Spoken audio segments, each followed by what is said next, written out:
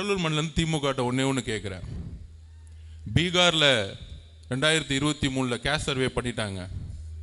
அந்த case survey மூலயமா சாதிவாரி கணக்கெடுப்பு மூலயமாக எவ்வளோ பெரிய டிஃப்ரென்சஸ் இருக்கு. ஏழ்மையாக இருக்கக்கூடிய சாதிகளுக்கும் அரசாங்கம் செல்லக்கூடிய ஸ்கீம்ஸுக்கும் எவ்வளோ வித்தியாசம் இருக்கு, திட்டங்கள் எவ்வளோ வித்தியாசம் இருக்குங்கிறத கண்டுபிடிச்சாங்க. பீகாரில் நிறைவேறிடுச்சு, தெலுங்கானாவில் பண்ணிட்டாங்க, கர்நாடகாவில் பண்ணிட்டாங்க. அண்ணா வழியில் வந்த திமுக ஏன் கேஸ் சர்வேவை கையில் எடுக்கல? இதுக்கு முதலமைச்சர் இன்றைக்கு பதில் சொல்லணும். ஏன் எடுக்கலன்னா, சாதிவாரி கணக்கெடுப்பு நடத்திட்டா இன்றைக்கு உண்மையான கணக்கெடுப்பு தெரிஞ்சிடும். தலித் தோழர்கள் அவங்களுடைய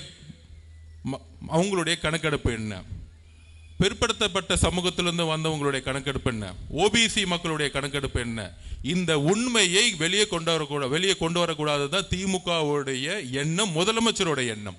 அப்ப சாதி வாரிய கணக்கெடுப்பு ஏன் நடத்தக்கூடாதுன்னா அவங்களுக்கான எண்ணமும் கிடையாது. பிஜேபிக்கு எப்படி அந்த எண்ணம் கிடையாதோ அதே திமுகவுக்கும் கிடையாது. இப்ப கொள்கை ரீதியா திமுக டிவிகே இருக்கான்னு கேட்கிறாங்களே, இதற்கு பதில் சொல்லுங்க. நாங்க அடுத்த கேள்வி கேட்கிறோம். எங்களுடைய தலைவர் முதல் மாநாட்டிலே சொன்னாரு, சாதி வாரி கணக்கெடுப்பை நடத்தணும் சொன்னார் எங்க தலைவர். இதுதான் டிவிகேவுடைய நிலைப்பாடு. எங்க தலைவர் முதலமைச்சர் ஆன உடனே முதல் வேலை தமிழ்நாட்டில் சாதி வாரி கணக்கெடுப்பை நடத்துவார்.